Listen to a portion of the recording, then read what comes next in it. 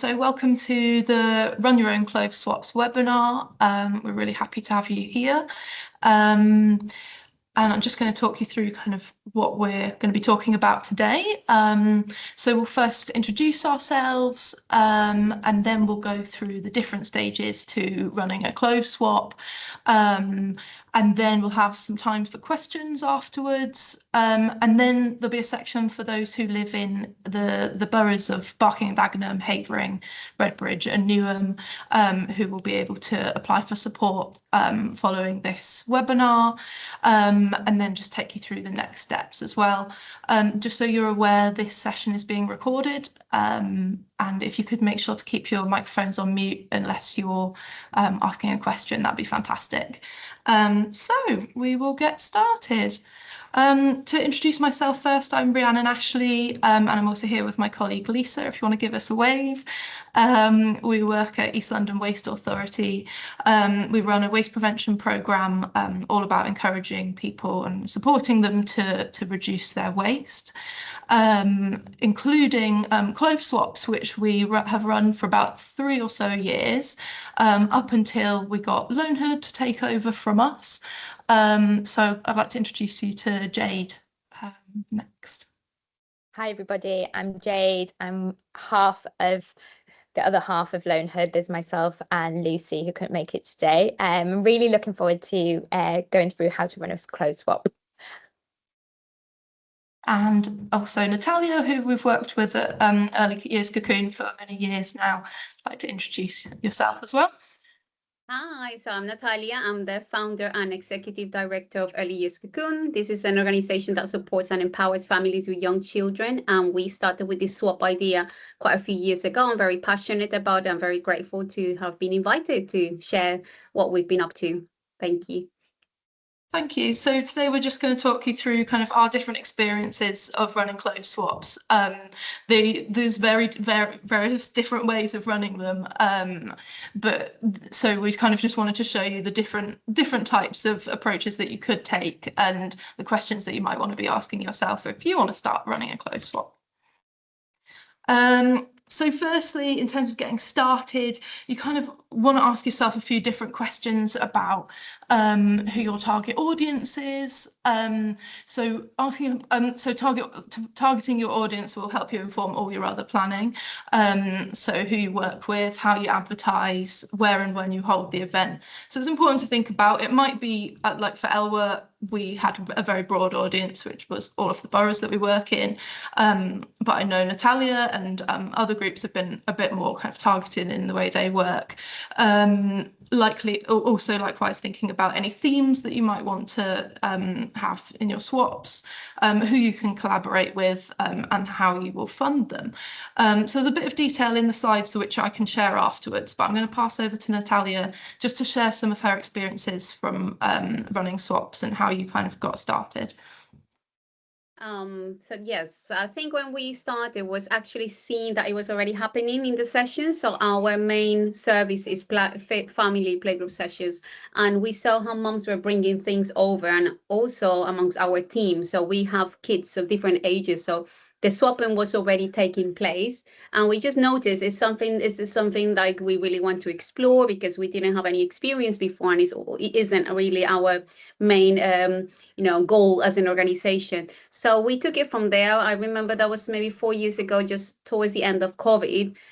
We thought, let's just organize an event. And since then, we haven't stopped doing them because they became very popular. So for us, was focusing on children. I have to say that's only kind of recently we have moved into doing women's stuff as well. But the very beginning was children.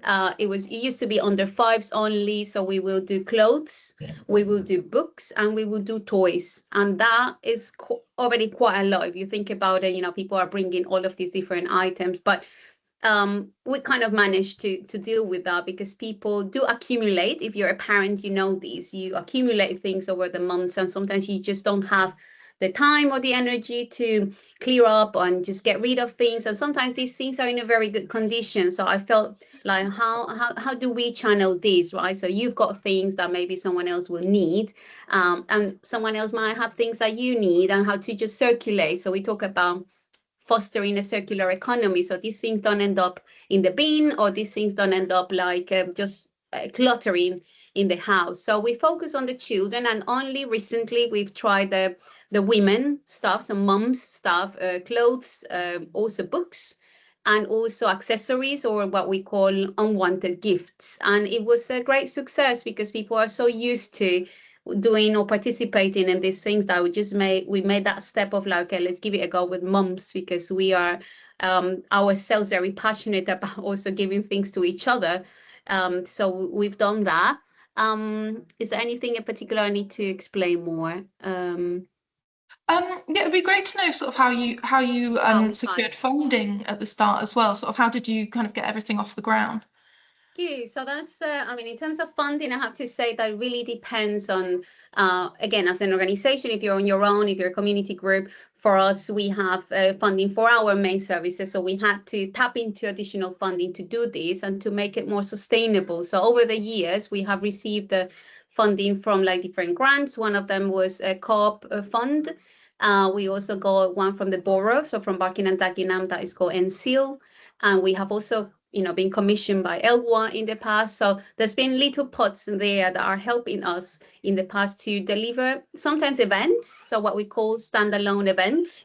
So we organize a big event where swap is going to be the center of the event in itself, and then we bring entertaining, we bring some music, we bring some food, we add other elements to make it attractive enough for families to come. So that's been one way. But the new way that we've been exploring already for the last few months has been doing the swaps during the sessions, because we already run, weekly sessions, 4 sessions per week. So to make it more sustainable and to become more regular, then we have like every kind of the first Monday of every month, we do it in one place, or the last Friday of every month in a different venue. So that helps the people to get into the mindset that there's one happening, but there's another one coming soon in case they miss it, or in case they want to get the things ready for the next one. So there is an element of education as well. And we also talk a lot to the parents about how to involve the children in making those decisions. So that is not just you walking around the house grabbing the things, but how to tell the children that, these things you're no longer using. Is it okay for us to, to pack a few things? Can you give me 10 items if you want to be more specific? The older they get, the better they understand as well the concept of giving something away, because you might be receiving as well something in exchange. Not always the case, but most of the case, then you bring something and you take something with you. Fantastic. Yeah, that's great. And Jade, how about LOANHOOD? How did you get started? Yeah, we started LOANHOOD. It's about come up to like 8 years ago now. So actually it started when I returned back to uni as a mature student. I was doing my MA at London College of Fashion. And it was a master's in fashion futures. So it's all about sustainability within fashion. Prior to that, me and my business partner Lucy, we were working in the fashion industry in fast fashion. So we kind of had a bit of an epiphany moment and wanted to do something good and give back, rather than just the kind of exploitative fashion industry that was occurring at the time, still is.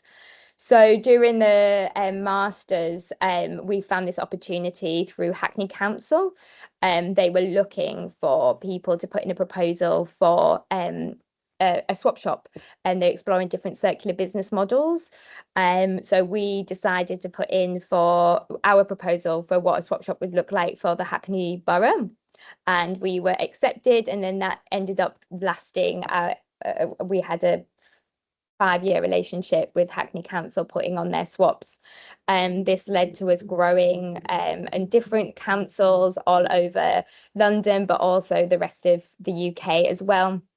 All our swaps are funded generally by councils, but also they've been funded by corporate companies as well for like employee engagement, and also different shops that want to kind of bring in that kind of swap element into their retail store. So yeah, it's kind of expanded, and we generally look at how we can fund them from different types of clients and partners that we work with. Brilliant. And it's great to hear from you both as very different perspectives, one starting out in the fashion industry, another kind of running different kinds of community events and sort of adding and building to that. So it's interesting to hear how it can branch out from lots of different areas. And I think it's also really good to remember that you don't have to kind of go big straight away. It doesn't have to be a sort of huge kind of funded event. There are definitely different ways of being thrifty, like you can getting rails and hangers and things off of Olio and Free Cycle, starting much smaller and then kind of gradually growing. But then obviously there are small pots of funding and that sort of things that are great to tap into. And we'll come on later about how the support that ELWA have as well.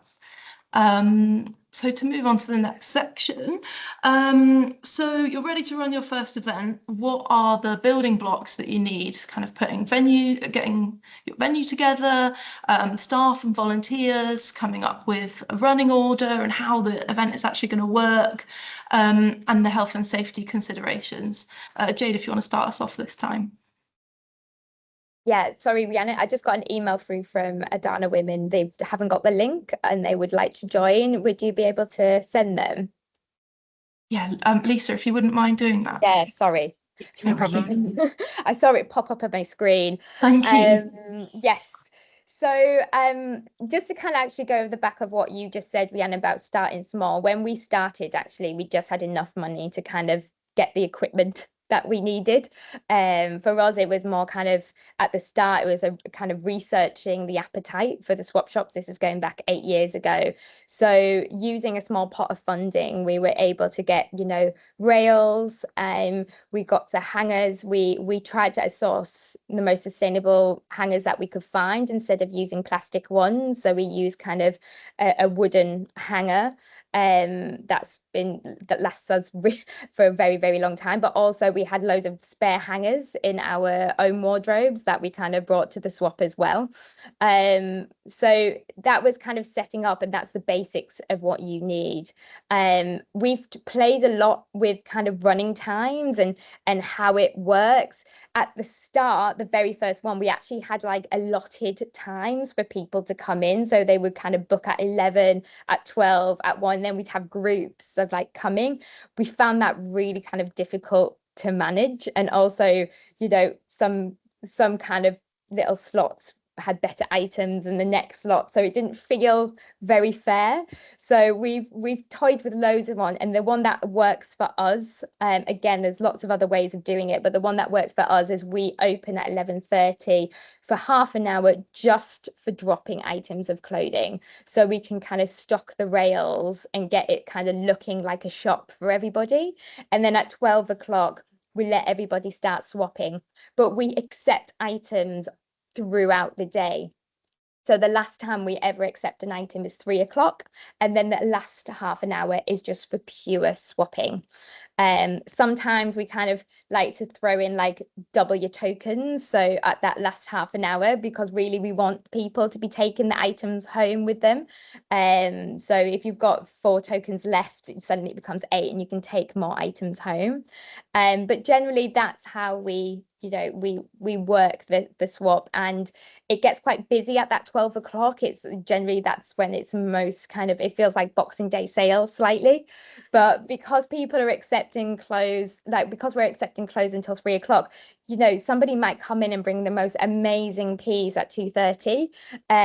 So it doesn't really matter in really what time you come. It depends on like whether you want to make a day for it. You might want to go get a coffee, come back. We try to make it really flexible, really community building, and really, that you can pop in and make a whole day of it with you and your family as well.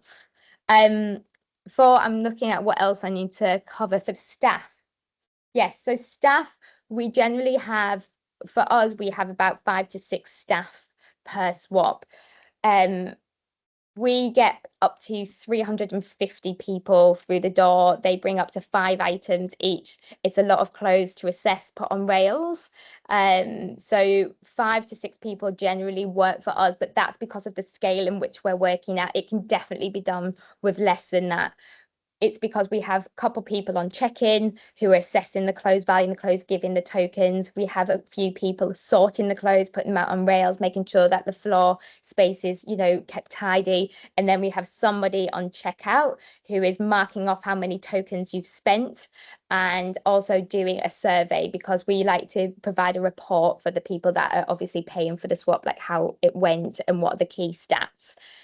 But again, like I said, you could do this very, very minimal with 3 people, one on check-in who's doing checkout as well, one sorting out the clothes.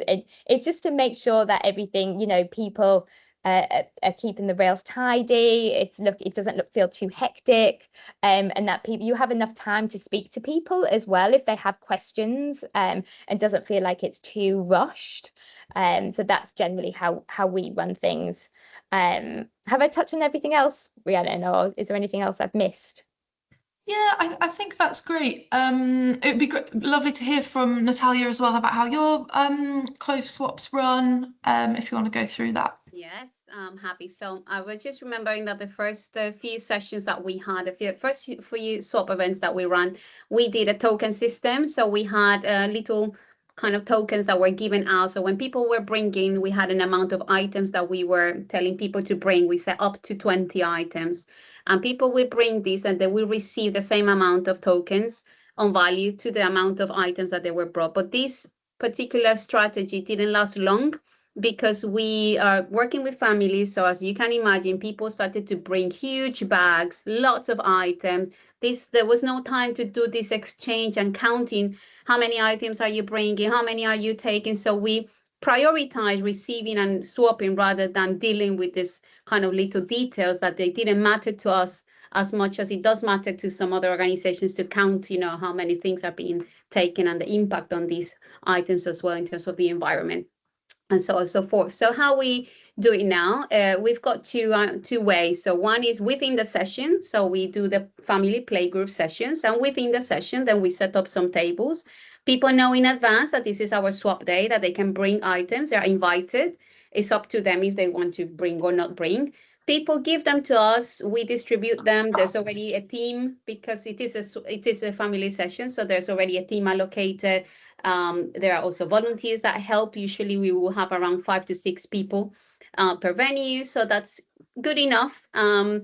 And then, so if it is within a session, it's kind of like, it's easier in a way, because we handle it and it's less crowded than if it is an event. If it is an event, then you need a bigger venue. You need to probably bring some entertaining. You need to offer some other elements that will attract families to come, and also to know that the kids are going to be busy and entertain and have fun while you are doing the swaps as well. So if I have to choose, I'd rather go for something that is sustainable and less expensive. So if we do it within our sessions, then it feels like it's more regular, it's sustainable. We don't need as much money as we need if we are running an event in itself.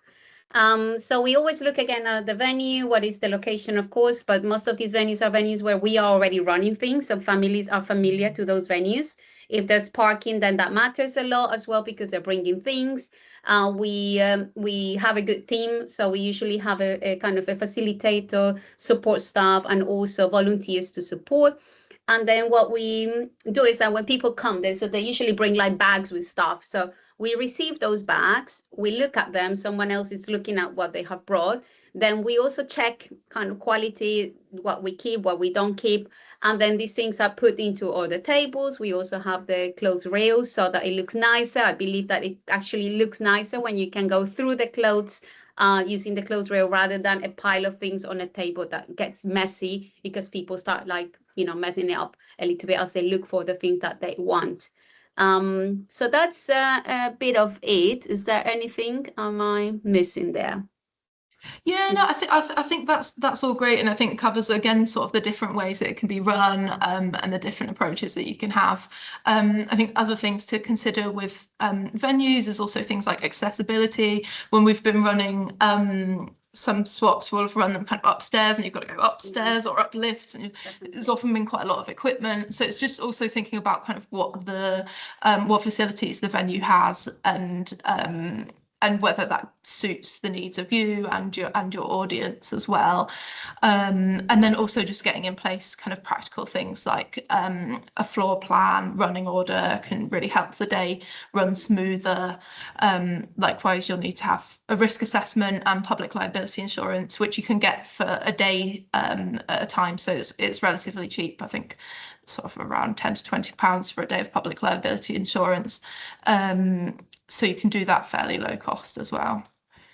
And one thing just to add to the venue, Rhiannon, is when we did a swap very early on in a coffee shop, and actually it was brilliant because the coffee shop said it was like the busiest day they'd ever had, you know, because people would come, you know, they'd swap a bit, they'd get a coffee, then they go and see if anything else had been added on, and it was really nice partnership because it was kind of helping that business as well.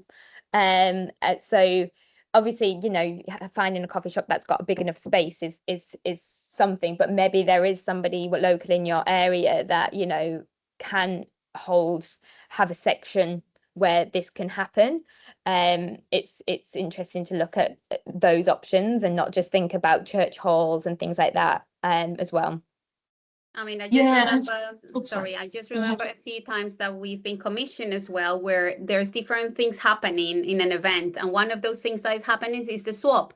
So it might be that swap element is part of a bigger event where there is some repair happening, there is some entertaining happening, there is someone cooking and showing. So one thing, so of course, this is bigger scale, and then you probably need more money for these things, but that also brings more people as well. And if you can find other organizations that could potentially be there, support, then I think that's also like a way forward. So it isn't just only the swap, although the swap in itself for me is already like a good motivation. I don't think I need to be told that there's something else at a venue. For me, it's already like I want to go there because there is a swap, right? Absolutely. Yeah, I think that's a really good point. And yeah, making it, again, it sort of comes back to that idea of being thrifty and strategic, sort of thinking about where your audience are, spending time, but also how you can cut costs on things like venues at the same time. And if there's a venue that it would benefit them to have the event, then that's a really good angle to come at. I've just also put in a couple of... one more thing, sorry. So when we started now the women's one, we weren't completely sure, is this something that people want? So sometimes it's good to find out through the community, again, ask this question, because this might be a really good idea, but if it's not a necessity, which I don't know if it wouldn't be a necessity somewhere, you know, swapping things and a circular economy is a necessity everywhere, but there might be some other needs. So as a community, you need to observe what are the dynamics, what are the needs, what are people talking about, because this is a brilliant idea, but it's not about transferring that idea into a new place, especially if you haven't built that community. So our project, this was born from the community. It didn't come from me as a leader. It came from just observing that this was happening, and then me researching, actually swap events exist and they work with this token system and they do it differently in different places.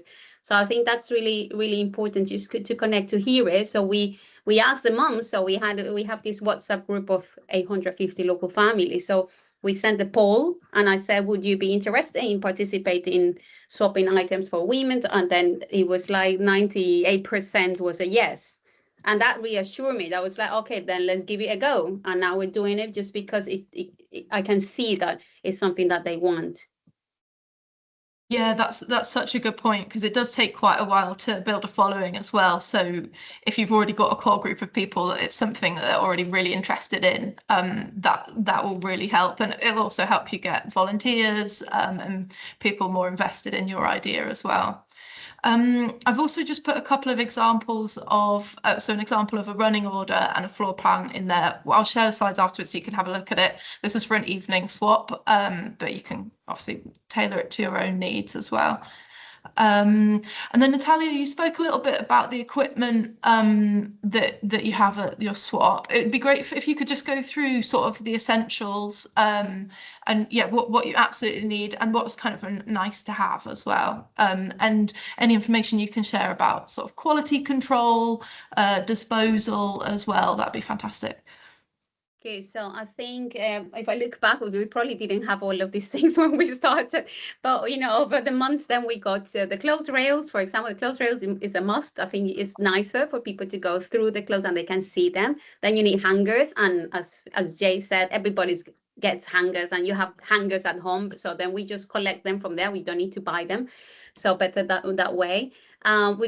We use tables because then again we are displaying toys and books, so it's not the same as clothes. So, and we have all of this is combined. It's not only clothes, it's all of these other items. We use these kind of labels, the ones that you see at the back. So it helps. So if there's sections where people know this is about babies from 0 to 3 months, this is 6 months to 12 months. So this works if it's like a proper event and you have enough time. If it's within our sessions, we're not bothered by this because it's a lot to handle and it doesn't matter, and it's a smaller scale, right? But this is also just making people just informing where you are, what things are, in which table and where to go, so that they don't go like running around and not finding the places. And we have a particular table at the entrance where we kind of welcome. We say, welcome, and bring the things to us. So we receive the bags. They're usually lots of bags, black bags with stuff. And then we go through the things ourselves. We look if there's things that we don't think are okay in terms of quality. That's all that we have informed. And it's important for everyone that runs a swap to inform the community and those who are going to participate to bring things that are clean, that are not damaged, something that I kind of say, if this is something you would like to take, that's the best principle. If you see it's not something you would like to take because it looks dirty or rotten or damaged, then don't bring it, because it means someone else is not going to take it, and then we end up with all of that stuff ourselves. So we receive the things, we allocate them. We do keep a bag of these items where we think they're not going to go. Sometimes we give them back as well. Sometimes we say this is far too dirty, or this is not okay, or they bring let's say adult clothes, and then we're saying this is for children, so these trousers they need to go back. So then we kind of manage like this. Then we use the tables, we got the items, people rotate. We are not tracking how many items unless we have been commissioned. Again, if we've been commissioned, then we're more organized with tracking how many items are being taken. At the moment, we don't really put too much attention on that. We just want, okay, items to go in, items to go out, and then we really make a big thing about, looking for things for the people. So my team is good at this, like trying to find out how old is your child. Your child is 1. Then we're looking like, okay, let's look for clothes for that child, so that you kind of support them, because people can be a little bit shy at times to just look. Or even for the moms now that we started, we can also see that moms can be a bit shy. But if you're going around saying you are your size 10, or I think this looks good on you, and everybody's like, having fun with that. We do end up with a lot of things, I have to say. We always end up with lots of bags and lots of things. But what we do is that we make a selection of the best things. So every event, we would keep one of those huge bags. When you're moving house and you get those huge bags, so we get one of those huge bags, and we only keep one bag of those, of the best things that we want to keep for the next event. Okay, so then all the rest, we go to local charities and we just give them away to them. There is no way, we don't have any storage at the venues. Then, most of the things will go to my house or someone else's house. So at the very beginning, it was just piling up things in the shed, piling up things in the loft, and that's not sustainable in the long run, especially if you want to keep on going. And you need to trust that it will come again, that you feel like you got nothing for the next event, that people will always bring more stuff. So there's no fear now for me to say, just get rid of everything. And sometimes start even from scratch and say, we've got no toys. I don't like keeping toys, or books, they all go. But clothes, we keep one bag. Yep. I'm very, very strict with that then. Because I think that there's like that. I think that's really interesting again to hear the sort of different approaches and ways of doing it. As sort of ELWA have been running swaps, we've found we really like to keep a bit of a rolling stock, so that we're sure that every time we know we have some to put out. But like you say, it is a storage issue, and we've got the luxury of having that. So if you kind of have to work within your means, don't you? Have either of you tried doing a collection beforehand, before the event as well? Yes, How did that work? I think you mentioned it, and so we do even prior, a few days before. I'll send a message. I said we've got an event coming. If you want to donate, sometimes people will contact me. Again, it adds a little bit of work, so be mindful. You might need to go and collect, or the person needs to go and drop these things. I used to set up everything there was my kitchen floor, like all the clothes. Sometimes I used to even wash things and already prepare them in advance, but this is not sustainable. So don't do it that way. Learn from my mistakes. Just do less. Just accept donations. Be clear with what you want, what kind of quality you want of those items, because people are very willing to get rid of things, but sometimes these things are not in good conditions, and it's all combined. You know, it's a bag that will have some items are good and some items are just, they need to go to the bin, or they just, you know, need to go to a charity or a recycling center. So then it adds work on you if you're not clear enough with what kind of quality you want. But I think I've learned over the years that, okay, let's keep it simple. Let's trust that people will always bring, and just keep it to the minimum. If you want one big bag, that's the one big bag that I keep for the next event, as you said, because you want people to come and already see something. And also when people expect, like, oh, I haven't found anything for my 7-year-old child, it's not our fault. It's just, it is what it is. We will only have what people bring. So we don't feel like we need to be making sure that there's all the sizes for everybody to make everybody happy, because it's just whatever comes. It might be you're lucky that day and you take 20 items again. We don't even count if they take more than 20 items and they brought 10. It's no longer for us an issue, because there's a lot more given. It's less taken. So for us, it's a lot given. If you think about it, people are happy to donate, to give. But when they take less. So sometimes even people that might not have even brought anything because they have forgotten, or because they're just passing by and they may be joining, these kind of things is very spontaneous. And we just allow all of that. Just, it's okay, come, you know, at the end, when the event is coming to a closure, we're like, okay, everything it needs to go. Go and have a look again, see what you can take, because I'd rather give the things away rather than keeping them. And that's obviously the most sustainable way of doing things as well. Yeah, making sure everything's being reused. Yeah, definitely. I'm going to move to the next bit just because I'm conscious of time. So I think it's also really important to establish a clear set of ground rules. These quite busy events. We've definitely developed our kind of rules over the time, sort of observing the kinds of things that are likely to happen, and responding to that in a really positive and clear way that just lets everybody know this is kind of our code of conduct, this is how we run the events, and what we do and don't accept as well. I know that's something we've gone into. I wonder if, Jade, you could go into a little bit more about that. Yeah, our rules or guidelines, as we call them, have definitely evolved over time from what we've learned. I think what we've learned is guidelines are a good thing, because people generally like to know what to expect, and it to have kind of parity across the board, and that everyone is kind of adhering to those guidelines. And we do have to make sure that we repeat them every single event, because it just makes it all just kind of a more positive experience all around. I think we do things a little bit differently to Natalia. We only accept up to 5 items of clothing, and all of them have to be something that you would give to a friend. We don't accept anything that's damaged or stained or overused.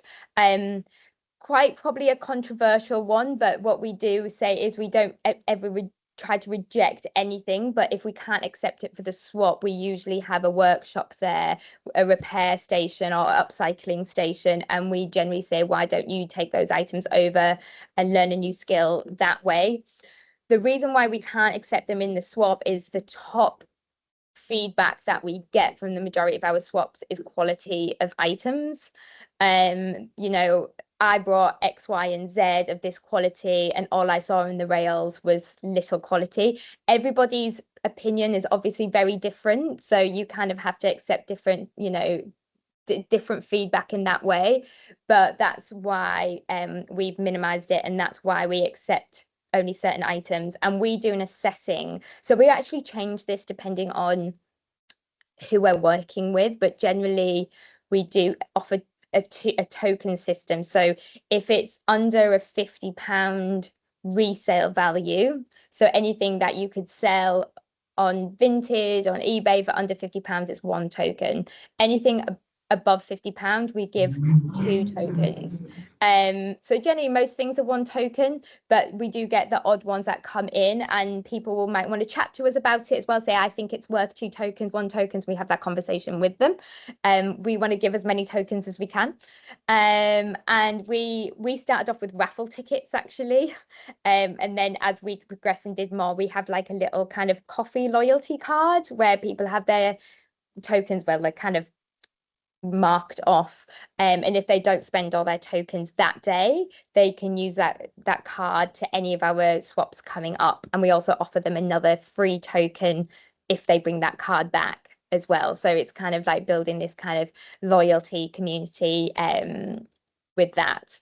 Code of conduct is an interesting one.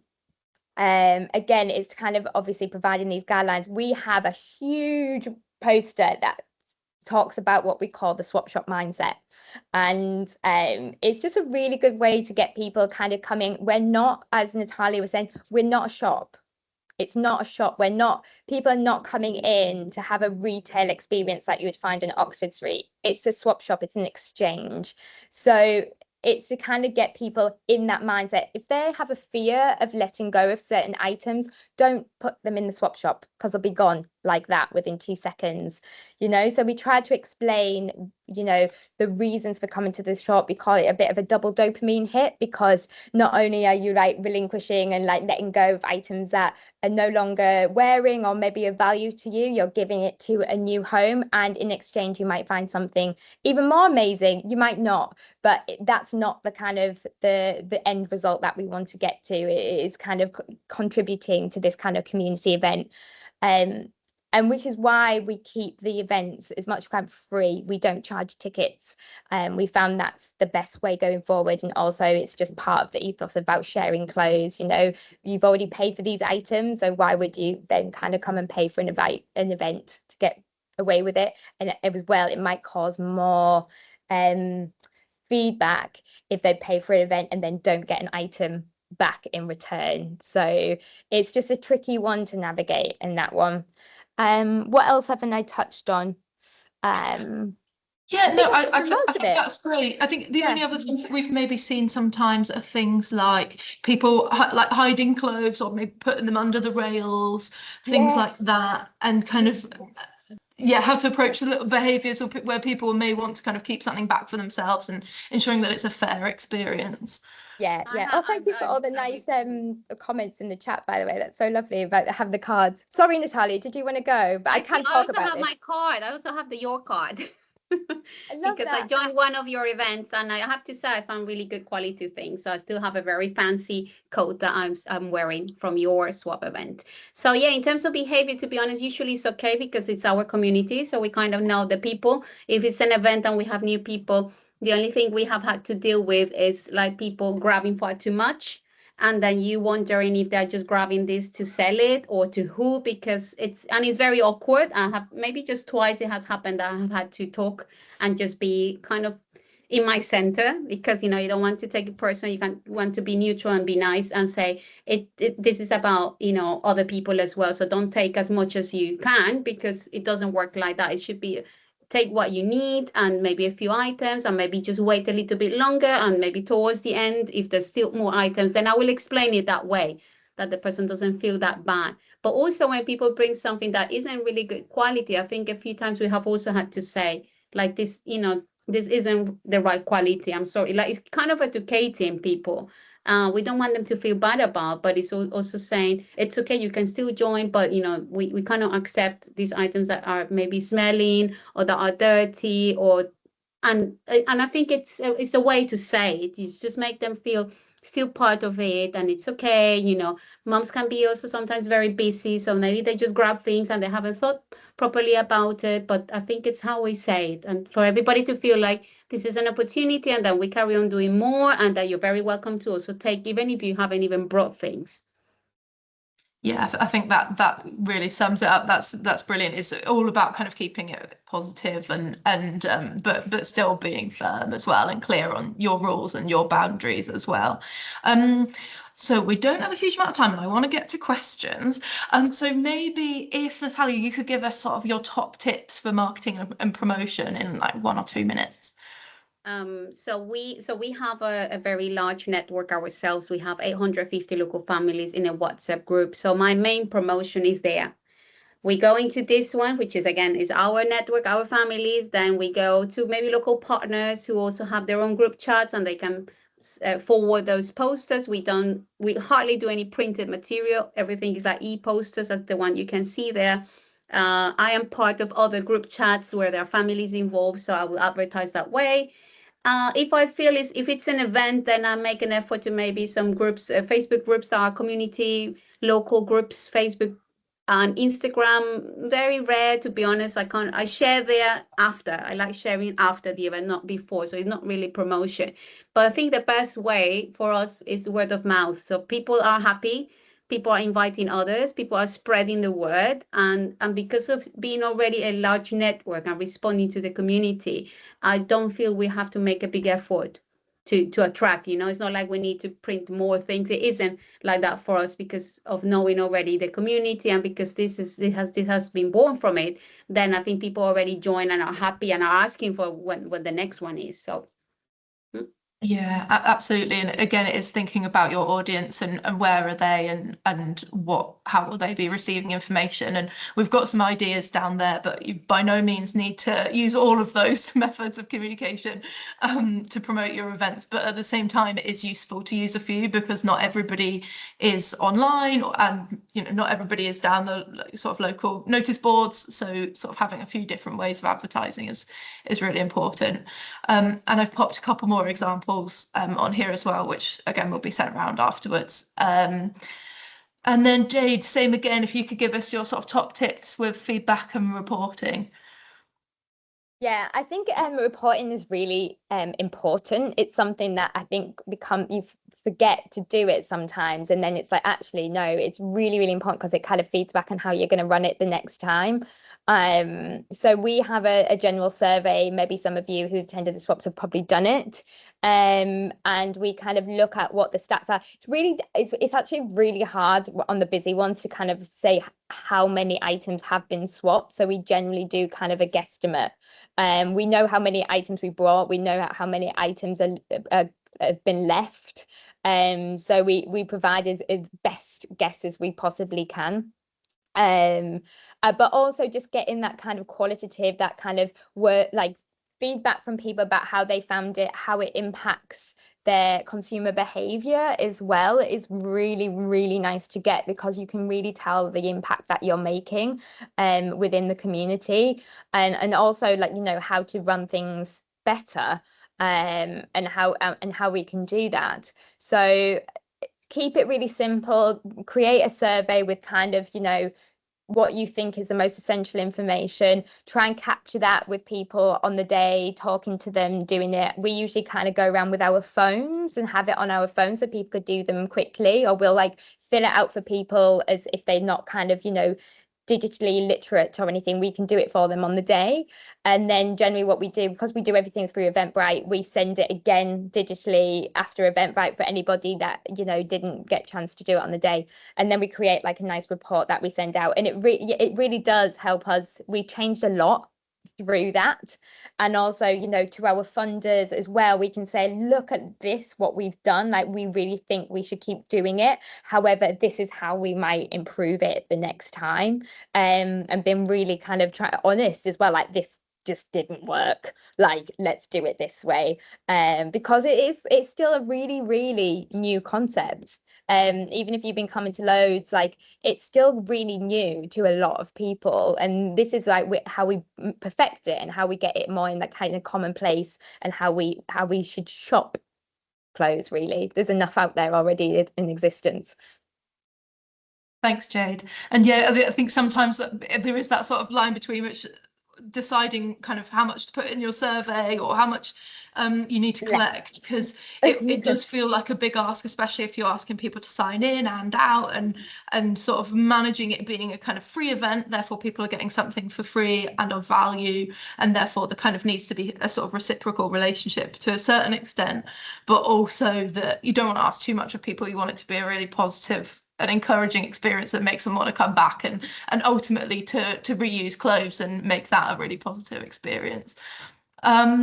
So over to you guys now. I'm just going to stop sharing, and if you have any questions and would like to either put them in the chat or raise your hand to talk, that would be fantastic.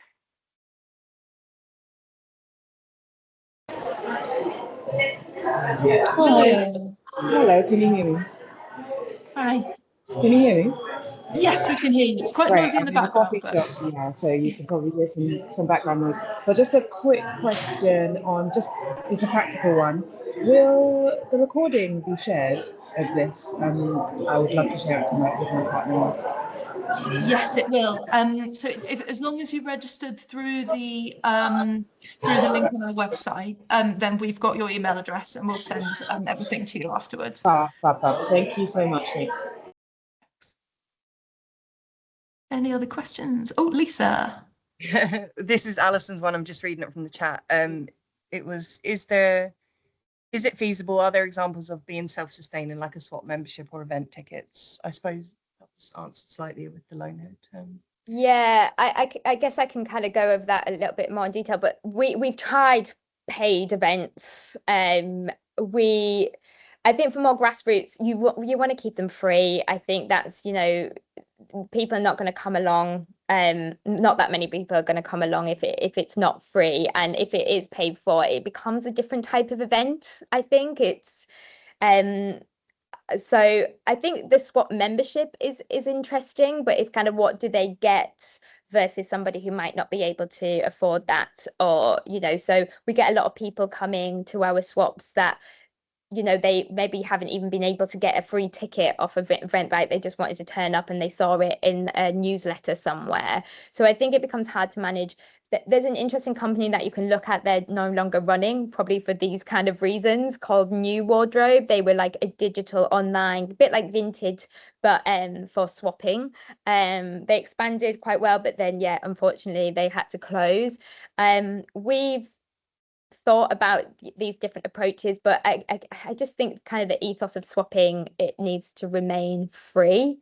But yes, always up for exploring more ways of doing it as well. Lovely. Do we have any other questions in the chat, Lisa? Yes, we do. Caroline asked, she doesn't drive for health reasons. Would that be a big problem? Maybe depends on, where do you want to do it? Would someone be able to support you on the day? Or would you afford to pay Ubers? Because sometimes depending on the equipment in itself, then are you keeping it simple? Is it like a small thing everybody can come and bring? Or is it, how are you driving? Because we usually drive things back to charities or drive things back home. So there is a bit of, transport included, even in expenses, because we rely on funding. Okay, it's free for the community, but we rely on funding. Transport is always a tricky one. Yeah, definitely. Were there any others, Lisa? Yeah, there was. Nina. So Nina's asked how much time commitment is required per month or per event. So per event, obviously it depends on how you set it out. Ours usually runs from about 10 a.m. in the morning. If you're going to the lockup, we start with the storage. That's what I'm talking about. Sorry, I'm realizing I'm talking to my team. But if we go to the storage unit to collect the equipment, we might start at 9 o'clock. Obviously, it depends on where it is and where you have to travel to, and generally get home at 6 if you're doing the full day. But with our staff, we try to make stagger it so they don't have to do that full day. Leading up to the event, obviously you need to think about kind of time for marketing, time for planning, time for finding the venue, time for finding maybe a upcycler to do a workshop if you want that as well, and to answer any questions from people that might be attending the event. Some people might have questions about how it run, they haven't been before. So there is actually quite a lot of time that you need to maybe commit to doing it, but I can't give you a number of how many hours, but just to make you aware that there will be things that you need to do prior to it. The marketing becomes a lot easier the more you do it, because you still have to promote, but less trying to find those avenues. You're probably still getting a bit of a following, and word of mouth is starting to kick in, but probably the first one, you're going to need a little bit more of a push. I was going to say something very similar. I think it depends on the scale of the event. It depends on how regular you're doing them. Is it like within my sessions is kind of manageable? If it's an event is an event, and then I become like the project coordinator of that event. So there are a few hours involved in preparation, also coordinating if I'm going to bring entertaining, because people have asked as well that question. What can you bring? So sometimes if it's a family focus, then we bring entertaining, because I think that it's kind of, it's attractive to them. They want to think, okay, I'm bringing my things, but I'm also spending some time there. You wouldn't just drive or bring your 2-3 kids all the way to a place where it's going to be 5-10 minutes swapping clothes and then off you go. So then we have made the effort to give entertaining, food, other things, bring other local services organizations to share maybe what they offer, their activities. So it becomes a 3-4 hours event. And then on top of that, you need to think, okay, 1 hour you're there before to set up, 1 hour you're there after to tidy up. So it really depends on the scale. And to make it successful, I will always think it's really making sure that that is a need in that community. And sometimes you just don't know, honestly. You have prepared an event and then it rains, because with weather is one of those things. So maybe make sure that the venue is maybe indoors, that there are possibility like a parking matters to people as well. Is there parking place? And then you're like, no, there's no parking. And sometimes it's hard to find a perfect venue. But if there is a venue that becomes like regular, and then you have these things, it's more likely that people will come. Yeah, absolutely. I think that again speaks to sort of why it's important to start small. And if you can add it onto something that you're already doing, if you are doing activities in the community already, then that's helpful. Or maybe even sort of having a rail in a local library first, and it being a lot more small scale before you kind of feel ready to move on to bigger things. And in terms of the support that ELWA are offering, just to go into that a little bit, is we've got a form that you can apply for a bit of support. We might have a little bit of seed funding. It's not a huge amount, but potentially for kind of small running costs. But also things like training you up. So attending some of LOANHOOD swaps, who will be able to kind of help show you what it's like in real life before you do it yourself. Potentially supporting with things like equipment. We've got equipment ourselves that we can lend out, or if you're wanting to do something a bit more long term, then we might be able to support with funding that. So this form will basically be for you to kind of lay out what you would like to do, and that could be running a pilot event, or it could be a series throughout the year. But as long as you kind of thinking again within your means and making sure it's manageable for you, and we'd really love to support you with that. I see that Brennan and Birch are here if you'd like to ask your question. Firstly, thank you to ELWA for the support you've given us, and we've still got a few swaps that we owe you, so I guess that's my question. We've got 2 issues currently.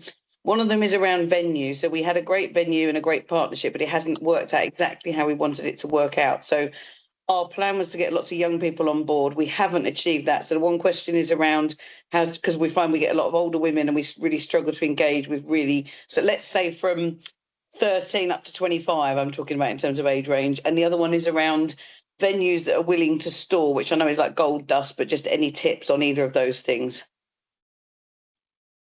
Yeah, great. So we're hoping to build a bit of a bank of venues that are willing to offer a free venue or at low cost. So we will get back to you about that. It's sort of a little project we're still working on. I don't know if Jade or Natalia have any kind of tips I was from going to your say something experience. regarding the young people, because we did it maybe twice where we included teenagers, and then I kind of, it wasn't that attractive. And I thought, when you're in that age, I'm not sure if you want to wear someone else's clothes because you care more about, isn't it? So I think there's something about it, but I didn't manage to explore that a bit further because it was in collaboration with other organizations that work with youth. And I thought, okay, let's give it a go. Like, you can tell your teenagers, but they didn't bring much, and also they didn't take. So it wasn't maybe their thing. Well, when you have young kids, my kids are 9 and 4, so, and they have grown up with this kind of style where we go to charity or we're receiving things, we're giving things away. So it's very different. So it's interesting to see if that's maybe a conversation with young people. Is that something you like doing, not doing? Is it something more specific that they like swapping? Maybe it's more about books or I don't know, other thing, music, that it doesn't have to be the clothes. And I think in terms of venues, it really is important to have a good collaboration, because the venue does matter a lot on how you're going to deliver that day. The expectations of the people, how much you can do, is also to do with venue. I could jump in because we have a lot of teenagers at ours. So I think there's a few things that I think why we've clicked onto that. We promote heavily at London College of Fashion and different universities, and we have worked with different universities to bring swap shops to the students. Our branding is very kind of youth focused. That it's very poppy, it's very thingy. We also use Instagram and TikTok to promote the swaps, and generally the ones that want to get in front of the camera are the teenagers. So we get them to like show their finds, like woo. So there is that as well. And also we get a lot of those students to work our shops. They tell their friends, they bring their friends. Yeah, thank you both of you. Yeah. And yeah, definitely thinking about the branding and that sort of thing, and how we can make it cool. And I think that was something I was really excited about bringing LOANHOOD on board with, because I know you've got a very sort of young and cool style. Some of the activities as well that we're doing is sort of patch making and that sort of thing are very geared to that audience. So yeah, definitely check them out. So we've got, oh sorry Lisa, sorry, in response to that, I do the education engagement. I do a lot of schoolwork project, and I've worked with one school that have ran their own clothes swap with another organization, but since then they've helped and volunteered at a repair cafe, and they're really keen, and they were 16 years old, about 17, I think they were in year 12. So there definitely is like a keen audience to tap into, particularly if they've not got exams. But I'll reach out to you and keep in touch. But yeah, I am working with secondary schools. It's trying to get into secondary schools is quite tricky, but I'll keep and also the school uniforms, at some point I think we did a few projects. Also you've done some, because this is also like a season, end of the year, the cost of uniforms, so the collecting school uniforms, just giving them away the same. I think that's another, if that's your focus, and that's, there's so much you can do. Basically it's more to do with your own capacity. Do you want to do too many things? Do you want to focus on a particular item? Do you have lots of community, different ages, or do you want elderly people to swap? Do you want young people to swap? You want only moms to swap, or men? Because you don't see that many men in our communities, like most is moms and kids. So where are men? Do men actually like swapping clothes and wearing someone else's clothes? And that, so there's potential on how much you can do here. Absolutely. I just want to share our last slide, just so that you kind of have all of our contact details. Feel free to stay on afterwards. I'm happy to stick around for a bit if anybody else has any more questions. I don't know if Natalia and Jade need to shoot off, but I'm happy to stay. I'll just share with you. This last slide, so we've got a QR code there where you can fill out a form to apply for support.